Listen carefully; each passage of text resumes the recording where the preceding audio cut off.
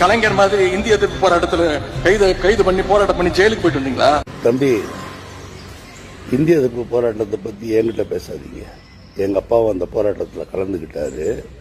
Train வராத track எதுன்னு கேட்டுட்டு அதுல கொண்டு போய் தலையை வச்சவர் உங்களுடைய தாத்தா. எங்க அப்பா எழுதியிருக்கிறாரு, தெரியுமாப்பா?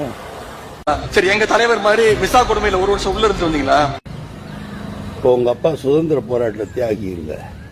உங்க அப்பாவை மிசால கொண்டு போய் உள்ள வச்சதுக்கு காரணமே அம்மையார் இந்திரா காந்தியை பத்தி அநாகரிகமா நீங்க சமீபத்தில் பேசுனீங்களே விஜயனுடைய நண்பியை பத்தி, அது மாதிரி இந்திரா காந்தி அம்மையாரை பேசி அதுக்கப்புறம் தான் அவரை உள்ள வச்சு சரி இதுக்கு மேல வேணாம். கட்சி ஆரம்பிச்சே 2 வருஷம் தான் ஆகுது.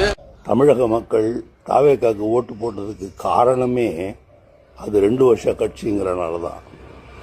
60 வருஷ கட்சியை நிராகரிக்கணுங்கிறனால தான் ஒரு புது கட்சிக்கு ஓட்டு போட்டிருக்காங்க. என்ன காரணம் தெரியுமா?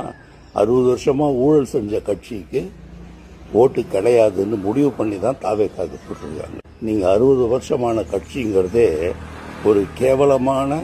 என்ன மறுபடியும் துபாய்க்கே போலாமா, இல்ல இந்த ஊர்ல இருந்து ஒரு ஓரஞ்சாரமா உட்காந்து தொழில் பண்ணலாமா, மொத்தத்துல இந்த ஊர்ல இருக்கலாமா வேணாமான்னு ஒரு வழியை காட்டி தொலை.